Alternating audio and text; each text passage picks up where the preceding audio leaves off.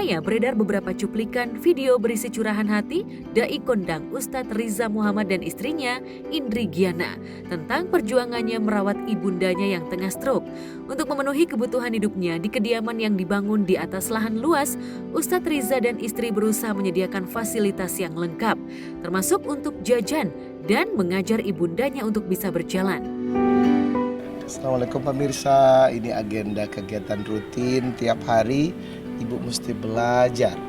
Stroke 5 tahun membuat dia tetap semangat. Dan ternyata obatnya satu, kasih sayang dari orang-orang tercinta.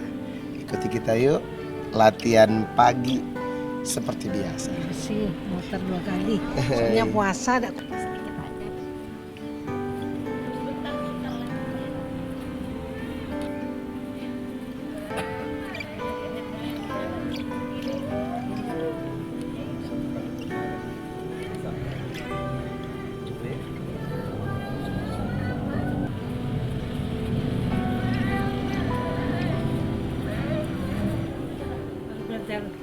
Dulu lumpuh total, Tidak bisa apa-apa. 6 bulan di tempat tidur, tidak bisa menggerakkan apapun. Alhamdulillah bisa bergerak. Tidur yuk. Bisa dipapa. Berdiri yuk. Cuman belum bisa jalan. Duduk lagi. Atur nafas.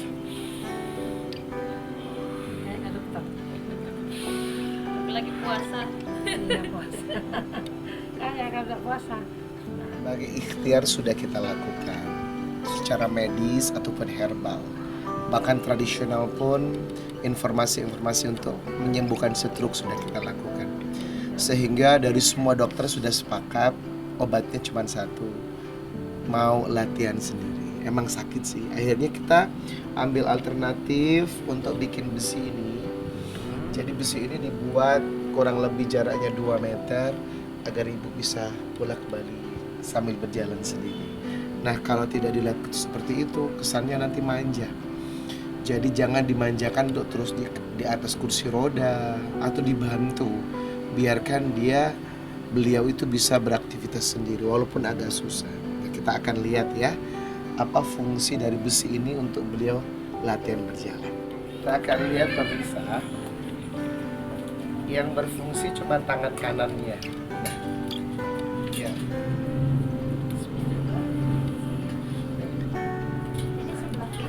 Nggak bisa. Yang setruk kan. Tunggu di sana sayang. Aku tunggu di sini. Pelan-pelan aja bu. Alhamdulillah. Coba ya ada keajaiban dari Allah berdiri gini pas bisa berdiri gitu ya. Alhamdulillah. Ya Allah. Minta sama Allah. Ayo, semangat. Putar balik. Jadi kelemahannya cuma di sini. Seandainya ini bisa apa, lurus, itu cepat. Kelemahannya di sini. Jadi tumpuannya bukan begini, ini begini. Tapi memang harus selalu dilatih. Coba yuk jalan lagi yuk. Ayo. Yuk.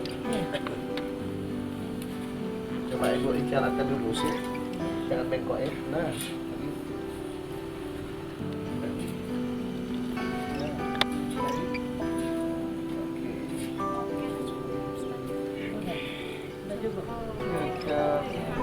Tinggal wawancara. Sekali. Duduk dulu. Kuat ini, anakku kuat ini. Tarsan ini mas. Ya namanya kalau orang tua anak kuat ya juga kuat sih mas.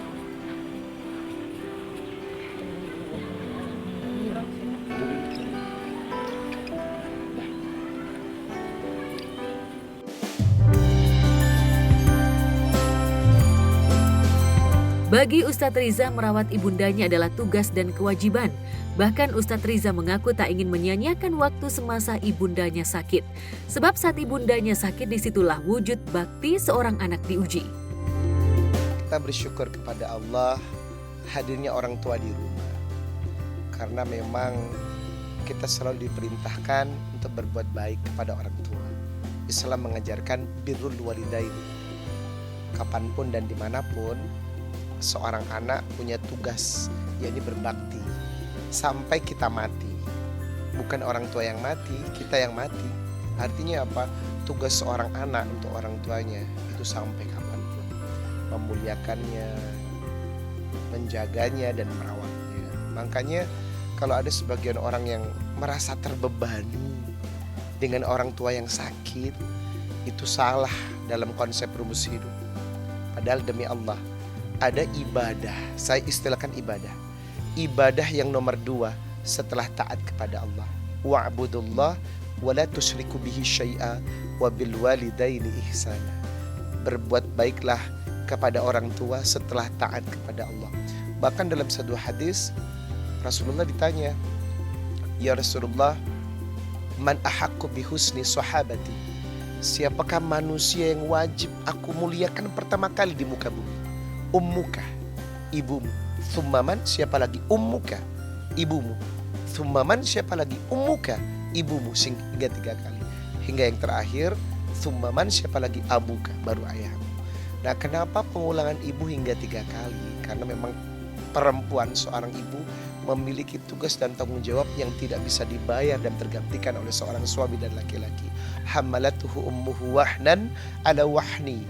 Jadi mereka memiliki kecapean, kepayahan yang berlipat-lipat saat mengandung, melahirkan dan menyusui.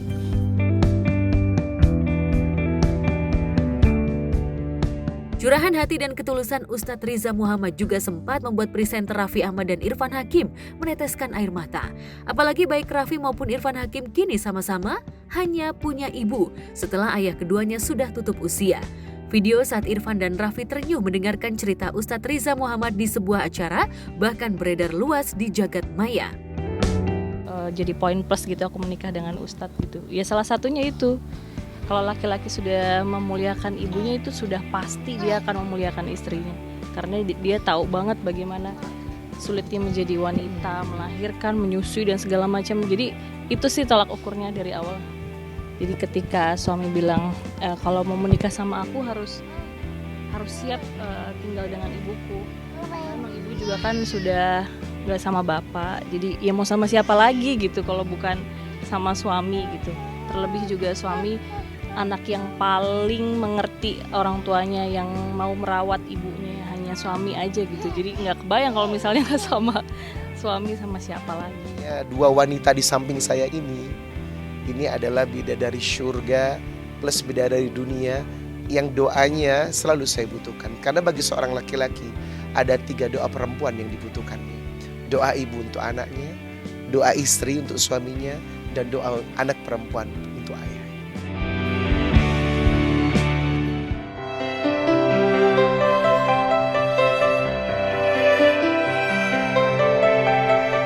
Wujud bakti juga ditunjukkan Aldi Taher.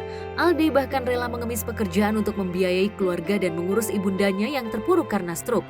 Melalui media sosial, Aldi bahkan kerap menunjukkan bagaimana saat dirinya mengurus ibundanya yang menderita sakit stroke. Assalamualaikum.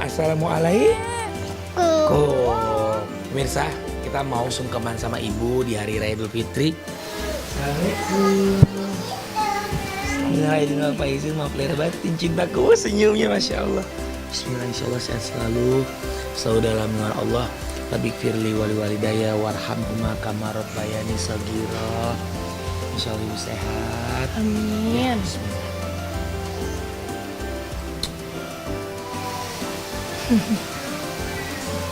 Sehat selalu ya cintaku. Ini kebetulan istri lagi hamil nih, hamil anak keempat nih insya Allah nih. Masya Allah. Sehat selalu ya. Amin ya rabbal alamin. Doain cucunya Ci. Allahumma sholli ala sayyidina Muhammad wa ala sayyidina Muhammad. Allahu akbar. Tahu nggak pemirsa?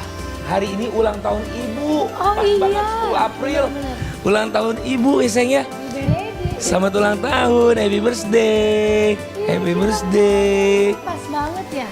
Panjang umur, sehat selalu dalam lindungan Allah. Happy birthday to you. Happy birthday to you. Lilinnya di Bandung. Nanti ini di Bandung. Jadi ibu ulang tahun dirayain seluruh dunia. Masya Allah, alhamdulillah. Sayangnya. Ya.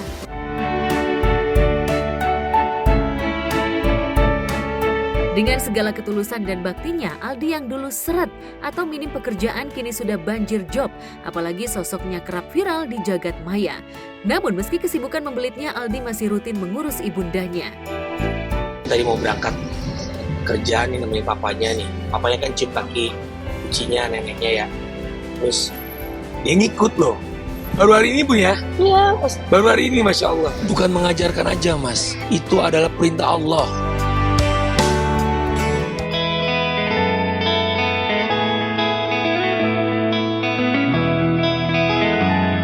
Sementara di jagat maya, pasangan adik kakak Katon Bagaskara dan Nugi tampak tengah berusaha menghibur ibundanya yang terbaring lemah di atas kasur setelah divonis stroke. Katon dan Nugi bahkan mengajak ibundanya bernyanyi. Mereka yang tak meredu, semangat hidup, bahkan tak punya siapa, terhempas hampa, sudi menyatu, nyanyikan lagu. Cinta adalah jawabnya, sambutlah kasih jadi penawarnya, teguhlah kembalikan diri pada Sang Maha Cinta.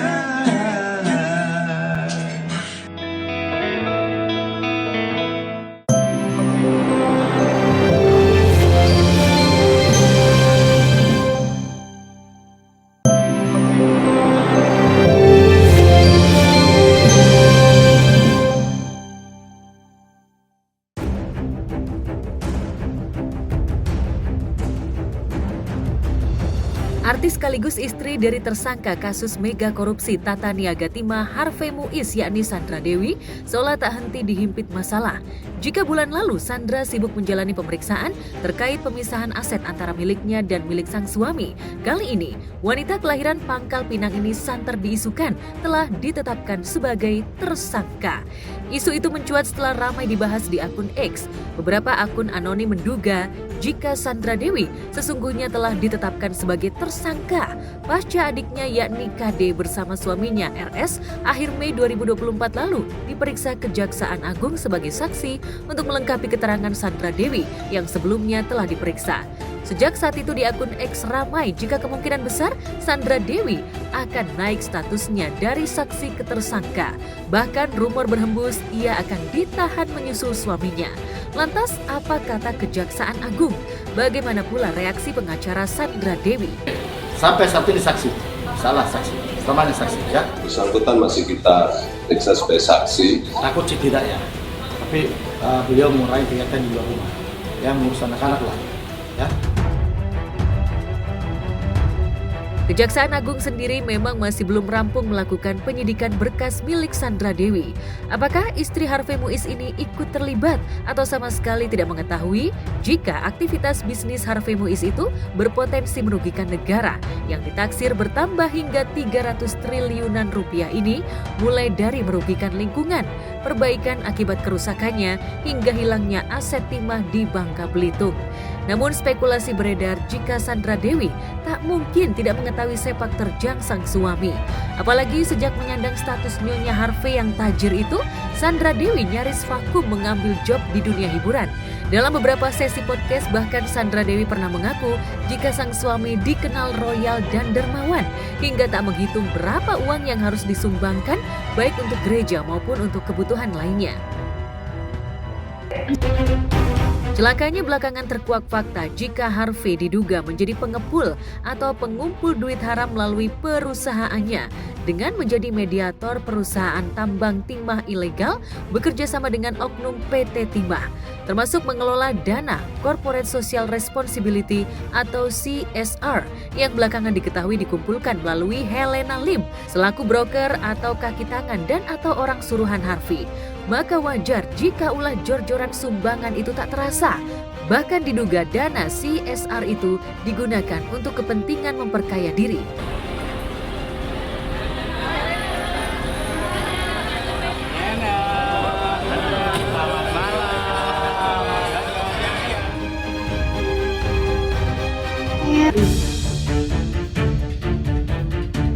Dengan mencuatnya pemberitaan ihwal, kemungkinan Sandra Dewi akan ditetapkan sebagai tersangka. Warganet seperti biasa terus membanjiri komentar di laman berita dengan nada hujatan pun tumpahan kekesalan. Pasalnya, kekayaan negeri yang dikorupsi berjamaah oleh lingkaran elit termasuk suami Sandra Dewi itu amat fantastis. Maka wajar jika suara-suara protes meminta para pelaku mega korupsi ini agar asetnya segera disita dan dimiskinkan pun menggema. Lantas benarkah pihak Kejagung menemukan indikasi adanya keterlibatan Sandra Dewi? Atau sejauh ini belum bisa memastikan karena masih menunggu hasil penyelidikan. Pada tahun 2016 di bulan Oktober, beliau menikah dengan Pak Harpe Muiz itu di November 2016. Jadi di Oktober 2016 beliau telah melakukan terlebih dahulu perjanjian wisata, perjanjian perkawinan. Sebelum menikah dengan Pak Harpe kan sudah ada bisnis beliau, ya. Jadi saya minta juga rekan-rekan wartawan jangan buat opini yang besar. Aset yang disita sampai saat ini ada kendaraannya, ya kendaraan lah. Yang ada berapa aset yang sudah disita? Nanti tanya ke Kejaksaan Agung aja. Salah satu apartemen itu yang beliau tempati. Di tengah status hukumnya yang terus terusik, kesetiaan Sandra Dewi pada sang suami juga terus diuji. Apalagi kini harta benda dan kekayaan sang suami terancam disita. Namun meski ancaman sitaan atas aset sang suami sudah di depan mata, melalui akun media sosialnya yakni akun TikTok diduga milik Sandra, berusaha menguatkan diri dan sang suami. Dengan memajang foto bersama sang suami, ia menulis kalimat yang menguatkan. Terima kasih atas dukungan dan komentar positif kalian. Semoga badai segera berlalu. Love you all. Tulis Sandra Dewi penuh haru.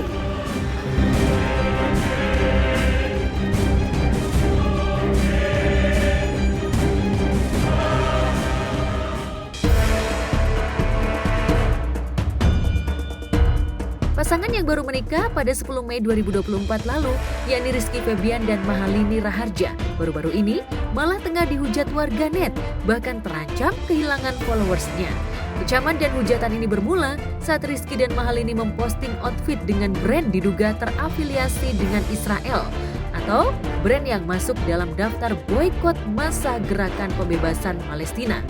Apalagi Iki dan Lini, demikian pasangan ini karib disapa, baru saja menghadiri undangan brand tersebut di Thailand. Seruan untuk memboikot dan unfollow pasangan ini pun sempat mencuat, meski masih ada banyak publik figur lain yang memuji postingan sejoli ini.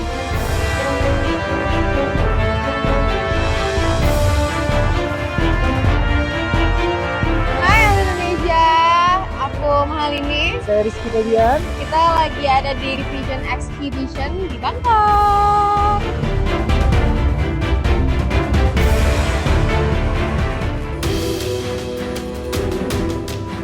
Ya, sejauh ini brand yang dikaitkan dengan Israel memang rentan menciptakan polemik. Bahkan kontroversi itu pernah menimpa penyanyi Agnes Mo yang sempat tertangkap kamera dalam siaran live-nya meminum sebuah produk kopi yang masuk dalam daftar boikot. Kala itu heboh jika Agnes Mo diisukan ikut mendukung Israel karena mengonsumsi produk tersebut. Saking kesalnya Agnes karena dihubungkan dengan Israel, ia sempat mengultimatum akun yang menghujatnya, bahkan bersedia mengambil langkah hukum. Lantas ketika Iki dan Lini diperlakukan sama oleh warganet karena mengenakan produk tersebut, akankah Iki dan Lini juga mengambil langkah hukum? Ya, coba kita lihat aja gimana. Yang paling penting sih aku ya itu aja, niatnya benar, hatinya benar, niatnya baik, kerja keras, kerja yang baik, punya integriti yang benar. Let God do the rest gitu. I do the best, let God do. Jika sikap dan langkah Iki dan Lini terus jadi sorotan termasuk outfit, gerak-gerik pasangan pengantin yakni Thorik Halilintar dan Alia Mas Said juga terus jadi sorotan. Terbaru sejoli ini tertangkap kamera tengah menjalani sesi pemotretan di depan sebuah komplek perumahan elit dengan latar kendaraan bajai. Thorik dan Alia tampak mengenakan outfit olahraga dengan raket di tangannya. Lantas benarkah sesi foto ini untuk kepentingan prawedding? Di mana sejoli ini awal mula menjalin cinta kerap bertemu di arena olahraga. Benarkah sesi foto ini untuk mengabadikan kenangan saat cinta mereka tumbuh? Happy 1-2. Lagi 1-2.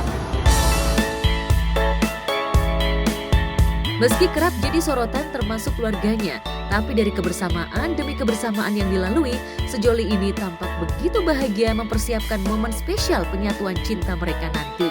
Lantas benarkah di masa persiapan menuju pernikahan ini, Alia dan Thorik banyak mendapat nasihat dari masing-masing orang tua agar menjaga emosinya?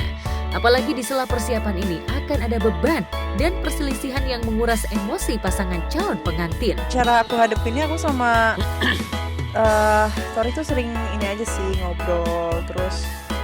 Karena dianya juga bisa meyakinkan, jadi kayaknya itu yang paling penting dari dianya sih.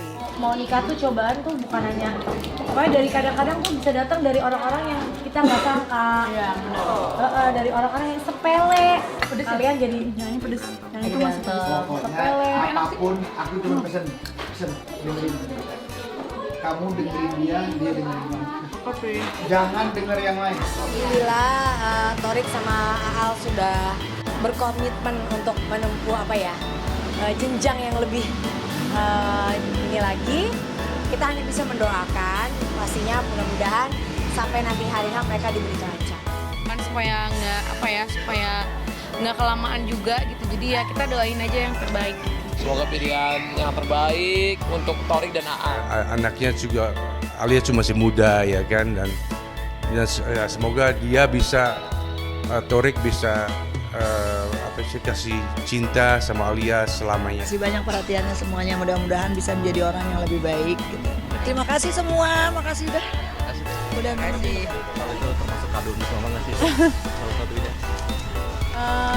Ya sayang. Ya pasti kan ibu senang. Itu sih. Saat Thorik dan Alia masih disibukkan dengan segudang persiapan jelang menikah, warganet diam-diam sukses menangkap capturean postingan di Instastory Fuji. Pada postingan itu, Fuji mengeluhkan soal bulan Mei yang dirasa cukup panjang dan bikin pusing. Kayaknya aku butuh fokus ke diri aku sendiri dulu guys. Emang udah lama sih kayaknya nggak self-love, tulis Fuji menambahkan postingannya. Kenapa pengen kembali ke masa sekolah sih, Uti? Aduh, bebannya nggak ada, Kak. Cuman belajar dong, bebannya emang jenis Puasa ya Uti. Sekarang waktu kecil tuh ada kelebihannya nggak sih? Kelebihan harus jadi kayak muda tuh gimana? Kekurangan tinggi Mbak, bukan kelebihan. Postingan ini pun sontak ditafsirkan warganet sebagai puncak kegundahan hati Fuji. Apalagi perasaan panjang dan memusingkan di bulan Mei itu bertepatan dengan bertautnya mantan pasangan Fuji, yakni Thorik dan Alia yang telah resmi lamaran.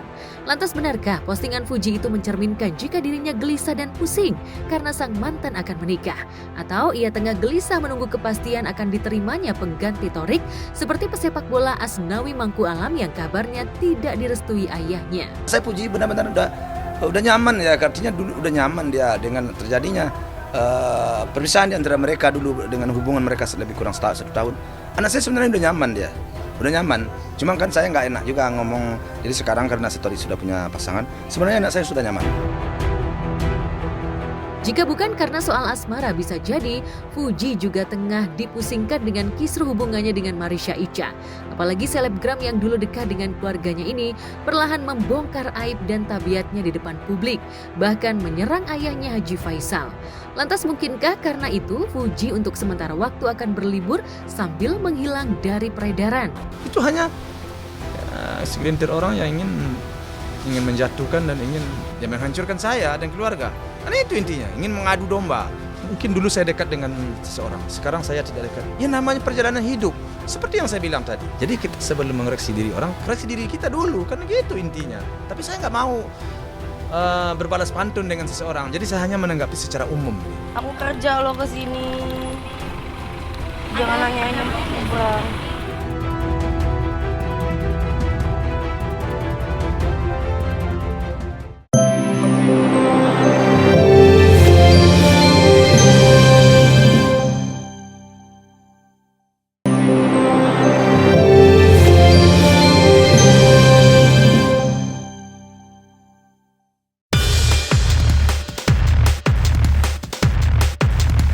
Seorang customer wanita tampak cekcok dengan ojek online di sebuah tempat. Yang cukup mengejutkan adalah wanita itu ingin melaporkan ojol itu ke pihak berwajib. Dalam sebuah narasi yang ada dalam video tersebut, jika wanita itu tak mau menggunakan helm saat ditawari helm untuk dikenakan. Namun secara mengejutkan, tiba-tiba wanita itu mengatakan jika dirinya tak ditawari menggunakan helm oleh ojol tersebut hingga ia ingin melaporkan ke kantor polisi. Bahkan ketika ditanya oleh driver ojol mengapa dirinya dilaporkan ke polisi, wanita itu dengan gagahnya mengungkap jika ia merupakan sarjana di bidang hukum. Akan laporkan ke polisi. Tidak satu diupload. Karena bapakmu polisi atau gimana? Karena saya anak hukum, saya Anak hukum, sarjana mantap. hukum. Anak hukum dia. Jadi dia anak hukum. Dia tidak kasih saya helm. Anak saya hukum. bayar. Dia nggak mau pakai helm, dia mau salahin saya. Si perempuan katanya ngaku si ojol ini nggak ngasih dia helm. Nah, gitu kan. Nah, menurut pengalaman saya pribadi itu selama saya naik ojol, saya tuh selalu ditawarin helm selama saya naik ojol. Mau dia drivernya beda-beda, itu mereka tuh selalu nawarin helm gitu sebelum jalan. Nah, menurut saya sih si perempuan ini dia tuh bohong ya. Soalnya kelihatan banget dari raut mukanya sampai ngaku-ngaku dia sarjana hukum lah. Kalau emang sarjana hukum, kenapa dia beratitude kayak gitu? Sikap wanita yang mentang-mentang memiliki pendidikan tinggi itu justru menuai kritikan dari warganet. Bahkan ketika driver ojol itu memperlihatkan helm yang ada di bagasi motornya, wanita itu justru tertawa sambil mengungkap jika dirinya tak ingin menggunakan helm sama sekali, tak ada bukti. Sontak saja reaksi wanita itu menuai komentar dari warganet. Bahkan beberapa komentar justru membela driver ojol yang tentu saja ketika bertemu dengan customer selalu menawarkan untuk menggunakan helm sesuai dengan SOP mereka. Ada bukti tidak? Tadi kamu yang bilang nggak usah pakai helm. Tidak ada bukti. Lihat modelnya, kalian lihat modelnya. Gimana? Lihat yang mana helm? Mana helm? Loh, Saya bisa turun di ini helm. Dia yang bilang nggak pakai helm, nggak apa kan dia bilang gitu. Sebetulnya mungkin ojolnya juga berniat baik atau pertama kali tidak menawarkan karena lupa. Nah, si mbaknya keburu, udah deh nggak usah gitu kan, udah deh kenapa nggak dari awal gitu kan mungkin ya. Jadi ya udah, itu buat saya sih kayaknya sesuatu yang bisa diselesaikan lah dengan baik-baik, bicara baik-baik, dikasih pengertian atau minta maaf. Kunci dari satu permasalahan yang besar ataupun yang kecil itu adalah maaf. Itu aja. Jika seorang wanita dengan angkuhnya mengaku jika ia merupakan sarjana hukum di hadapan ojol, lain halnya dengan seorang pria penjual sayuran di pasar ini. Dalam narasinya, jika pria ini merupakan lulusan S3 Ekonomi Pertanian di salah satu universitas swasta. Dan yang paling menarik adalah ketika menghitung belanjaan pembeli, pria tersebut menggunakan bahasa Inggris. Tentu saja pemandangan ini sungguh langka terjadi di pasar. Apalagi tak ada maksud berkelakar canda dalam pengucapan bahasa Inggrisnya. 37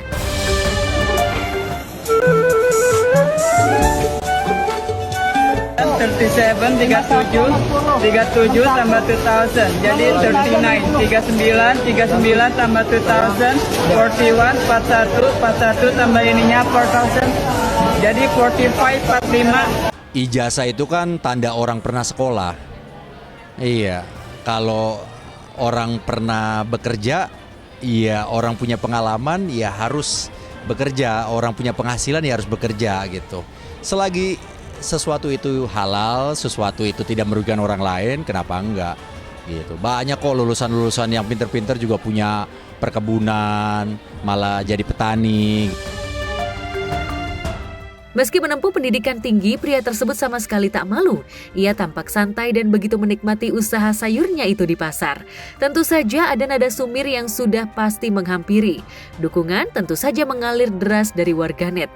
Hampir kebanyakan warganet mengaku salut dengan usaha pria tersebut. Apalagi gelar doktor yang ia rengkuh sesuai dengan yang ia kerjakan saat ini.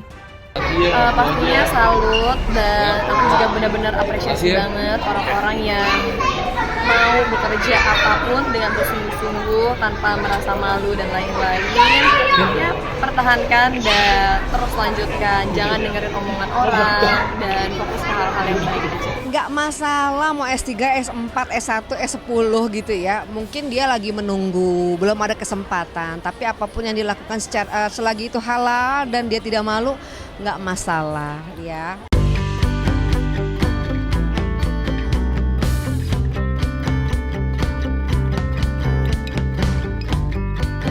Di tempat terpisah, RCTI kembali menyuguhkan tontonan menarik untuk menghibur para penonton yang bertajuk Seindah Cinta Mutiara. Sinetron yang mengisahkan ihwal kehidupan mutiara yang diperankan Dania Salsabila yang harus berjuang keras demi bisa hidup berkecukupan. Namun sepertinya masalah demi masalah terus menghantui hingga membuat mutiara harus lebih kuat bertahan melewatinya. Dan kemarin, seluruh lakon Seindah Cinta Mutiara syukuran tayang perdana di kawasan Resto kawasan Bogor, Jawa Barat. Ya, boleh yang pertama Mas, boleh kita kasih tepuk tangannya. Semoga besok hasilnya sesuai sama Aku cuma mau bilang makasih dan semoga kalian semua suka sama karya kita semua. Dalam kesempatan itu, salah satu lakon utama Seindah Cinta Mutiara, Randy Martin, yang berperan sebagai Farel, mengajak tim Gospot untuk berkeliling melihat-lihat situasi basecamp para pemain. Lantas adakah tempat favorit bagi para pemain setelah syuting selama 2 bulan lamanya? Jadi sekarang lagi main-main nih kalian ke lokasi syuting sinetron terbaruku judulnya Seindah Cinta Mutiara, dan kita mau ngacak-ngacak di set. Ini tunggu. Nih. Kayaknya lewat nih. Emang aku mau nyamperin kamu. Oh gitu. Say hello dulu dong. Hai semuanya. Di sini Baby berperan sebagai apa, Beb? Aku berperan sebagai Diandra, yaitu sahabatnya Farel juga dan Mutiara. Yes. Jadi kita ceritanya bertiga tuh sahabat jadi Farel sama Diandra sama Mutiara. Ini yang lain lagi pada take kayaknya ya? Iya, kayaknya lagi pada take ya. Nah, ini dia basecamp kita. Gimana sih nggak kerja sama nih? Coba teman-teman boleh share dulu dong, biar seru gitu. Hai. Nih ada make up kita, ada wardrobe kita. Tuh di pojok nih duduk, ada make up kita juga. Kita kesana dong, Beb. Oh, kita kesini. Nah, itu ada Mutiaranya tuh di situ. Nyampe nggak ini kamu? Nih ada make up kita. Ini make up kita. Jangan kabur dong. Pada kabur sih? Ada apa sih ini? Kayak udah polisi aja. Halo semuanya. Lagi di base camp. Aku lagi siap-siap karena tadi muka aku pucet banget abis nangis gitu. Jadi aku harus retouch. Diandra di Mutiara, aku di sini berperan sebagai Farel. Jadi Farel itu dia mahasiswa kampus, dia akademis, tapi dia juga suka olahraga di atletis karena dia ketua organisasi Muay Thai di kampusnya. Dan nanti karena kita bersahabat, nanti akan jadi pertanyaan gitu, cowok cewek tuh bisa nggak sih sahabatan nggak pakai rasa? Tentu saja sinetron Seindah Cinta Mutiara ini benar-benar beda dari sinetron sebelumnya. Menurut para pemain, juga sinetron ini merupakan paket komplit dari mulai drama, percintaan, pertemanan, hingga ada unsur komedi ada di sinetron ini. Apalagi komposisi pemain muda yang dihadirkan dalam sinetron ini, besar harapan masyarakat dapat menikmati suguhan karya terbaru tersebut. Karakter aku itu baik, tapi aku itu terlalu deket sama Mutiara yang bikin kakak aku tuh cemburu. Jadi aku tuh punya konflik sama kakak aku karena itu. Gitu sih. Tentang perjalanan hidup seseorang, tentang persahabatan, tentang kekeluargaan, tentang bagaimana lika-liku kehidupan yang melibatkan banyak sosok dan banyak dinamika di dalamnya sih. Jadi paling semoga jadi tontonan yang berwarna-warni karena memang nggak cuma anak muda gitu, ada drama keluarga juga, ada komedi juga gitu, ada romansnya juga. Jadi semoga bisa jadi tontonan yang komplit buat penonton. Ini bukan cuma tentang percintaan, ya itu tadi yang dibilang sama Randy. Kalau misalnya cewek sama cowok itu kedepannya bisa nggak sih sahabatan tanpa feeling gitu? Itu possible nggak?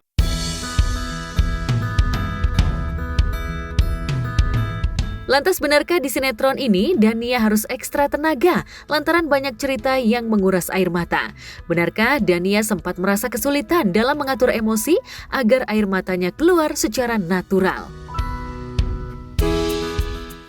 Dari film-film yang aku tonton itu kan ada yang sedih, terus juga aku jadi mencoba, sebenarnya berat sih kalau nangis itu kan emang dari hati, dari perasaan, dari pikiran, jadi itu emang menguras tenaga banget. Aku juga harus cari kesedihannya dalam skrip itu juga. Skrip ini emang sedih, aku harus membayangkan kalau itu di real life kayak gitu.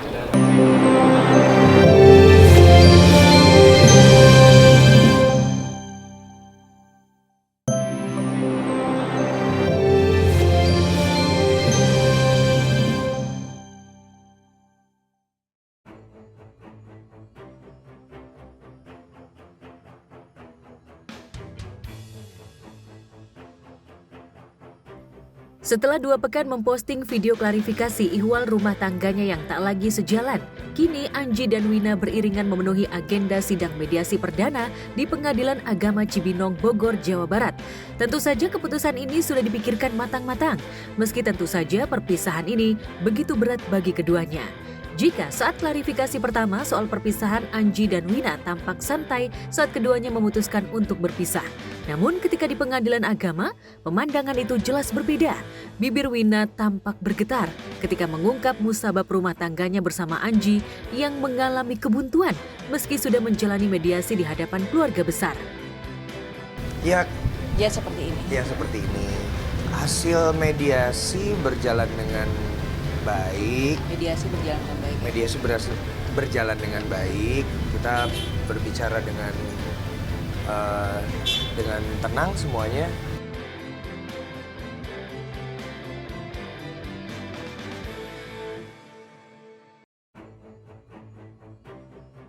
Sayangnya ketika dicecar pertanyaan ihwal musabab pasti permasalahan rumah tangganya yang sudah diberai bersama selama 12 tahun. Keduanya kompak tutup mulut. Anji dan Wina tak ingin membuka secara gamblang apa yang terjadi dalam rumah tangganya ke hadapan publik. Lantas benarkah ada faktor ekonomi yang membuat keduanya akhirnya berpisah? Atau adanya isu orang ketiga? Kita udah berapa tahun bisa rumah ya? Ya, gini sih sebenarnya kita tuh tidak mau membicarakan terlalu detail karena nanti salah lagi. Iya. Untuk seperti alasan ada orang ketiga itu tidak benar. Oh iya, Sudah proses menerima ya prosesnya. Proses, jadi ya kan, proses. Tapi kami kan tidak memberitahukan proses itu kepada siapapun gitu.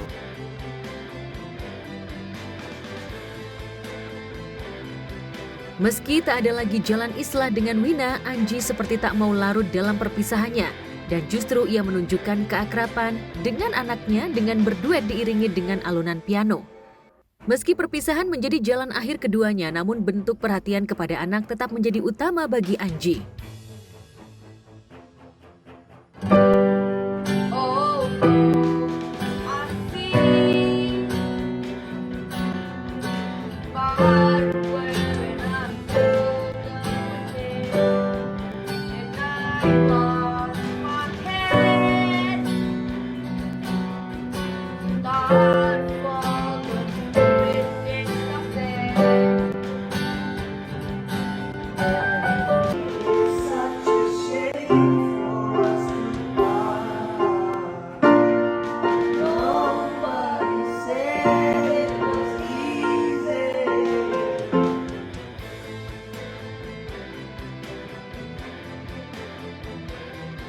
Anji dan Wina sama sekali tak mengendurkan kasih sayangnya untuk anak-anak mereka.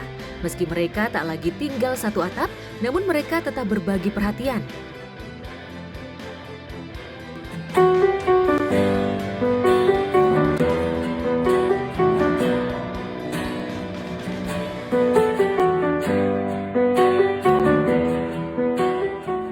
Jikapun nanti perpisahan ini terjadi, sebenarnya yang berpisah itu cuma statusnya, tapi saya tetap mencari uang untuk keluarga ini, saya tetap berkomunikasi, saya tetap menjaga keluarga ini. Jadi ya karena kan kami itu akan jadi keluarga selamanya ya. Iya.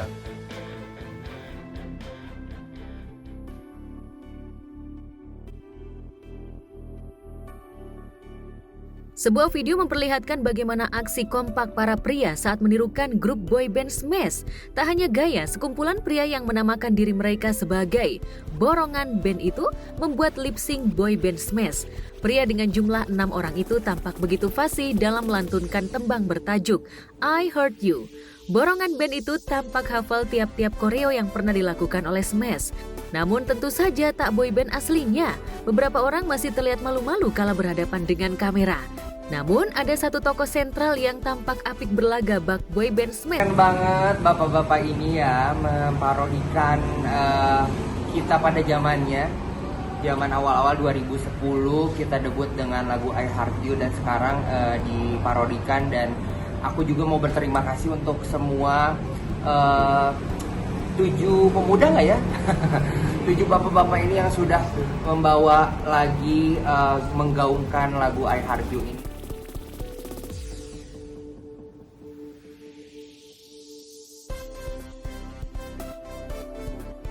Kehadiran borongan band ini seolah mampu melepas dahaga kerinduan para Smash Blast lantaran idolanya kini sudah jarang tampil baik off-air maupun on-air. Meski hanya sebuah parodi, namun penampilan pria-pria yang diduga pekerja kasar itu mampu membuat gelak tawa para warganet.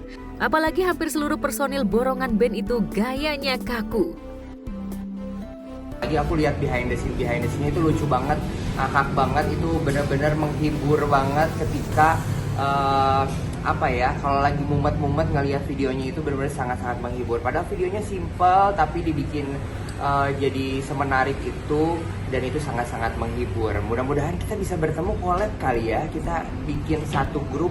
Kan sekarang kita 5 tambah 7 12 tuh. Satu lusin kita berkoreografi, nanti kita ajarin koreografinya. Kalau dilihat-lihat belum pakai koreografi, jadi nanti kita ajarin koreografi. Ini boy band apa ya? Karena di bapak-bapak juga keren banget, punya ide kreatif.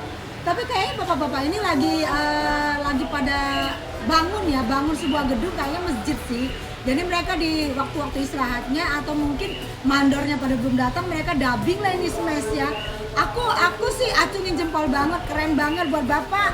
Aduh, Tessa Mariska Yubrik ini tetap mendukung Bapak-bapak untuk berkreasi. Apapun Bapak dimanapun jangan stres, tetap berkreasi, tetap happy ya. Mau di tepi sungai, mau di bawah apa tuh yang bangunan-bangunan, keren Bapak. Ya Allah, salah satu idolanya mungkin aku ya Pak ya.